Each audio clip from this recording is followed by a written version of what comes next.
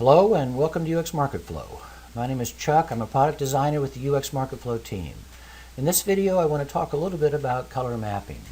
And this is in response to a rather long post that Hervé, the manager of a LinkedIn group called Business Intelligence, a vibrant group of people trying to turn data into knowledge and in support of decision making, allowed me to post on their site. So in the vein that a picture's worth 1,000 words, I wanted to try to illustrate some of that. At its heart, color mapping is mapping numbers to colors. This is the uxColor mapping function. And you have numbers arranged in bins along the x-axis, and you map numbers in this bin to colors along the y-axis. We'll come back and use this in a minute. Let me talk about this image. This particular image is stock prices. It's the SP100, 100 stock issues, and it's 1 year of data. Each row is a stock and each column is a end-of-day price close. Let me talk a little bit about this distribution of colors. This is a fairly uniform color distribution. There's an even number of red, an even number of white, even number of green values. The color distribution on the UX dashboard is shown down here. So red are relative low, white are mid-range, and green high values. And the color distribution, the color mapping is according to a range of time. And we call it the interlace window. This is a 1-year interlace window. In the stock prices, it's 253 trading days in this daily map.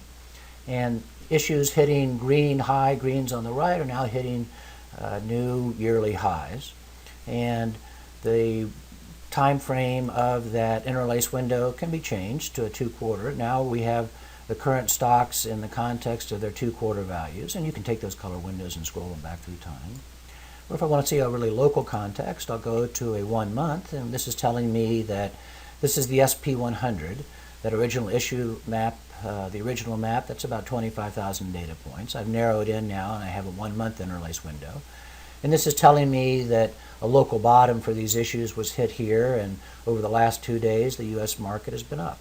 Let's go back to the 1 year and talk a little bit now about spectrums and default spectrums.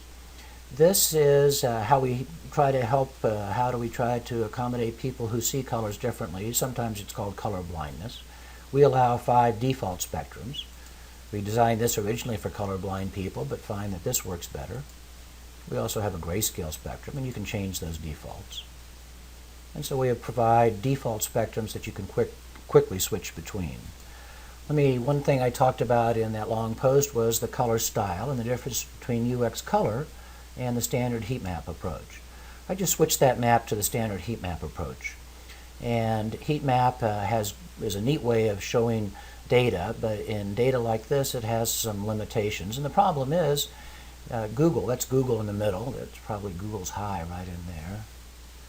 And this is a color distribution now where there's a huge number of low values, no values in the mid-range of the data, a few white values, and then a few values out in the green. So it's a skewed color distribution. And what UX Patents allows is effectively changing that color distribution style. Now one other feature I talked about is setting colors to the background. And this is effectively hiding areas of the data. If I want to show just highs and lows, I can set colors to the background to hide areas of the data. So data that's in that range of those colors is now the background color. Let's bring that back. And we can also allow the end user to create their own color palette. Click on the color palette tool. And so now people can make palettes, and different palettes will show, different spectrums will show different features in the data.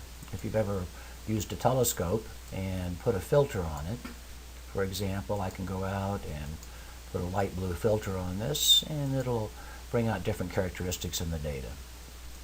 Go back and just go back to the default palette. And so we allow the user to save and build their own spectrums. And I want to close a little bit more about the color mapping function and how we allow you to set the color mapping function. And to do that, I want to bring in a map that has a skewed color distribution. In uxColor, this has a skewed color distribution. This now is stock volume, and volume is spiky data in my statistician's high jargon term. And in the middle there I have highlighted IBM, International Business Machine. You see that green dot, and there's the spike in the data. So now let's go use the color mapping function to change the actual color mapping of that data. I'm going to turn the highlight off.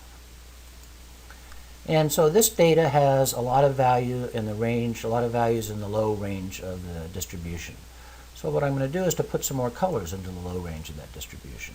So I'll do it like this, and we'll apply it. And now we've changed the color distribution. Now we see some vertical banding. We can see more detail in the middle of the data. And those are the basic tools of uxColor. And we are UX Market Flow, and that is uxColor. And come see us at our website. And if this video you think can help other people in trying to understand colors and do color mappings, please share it. Thank you.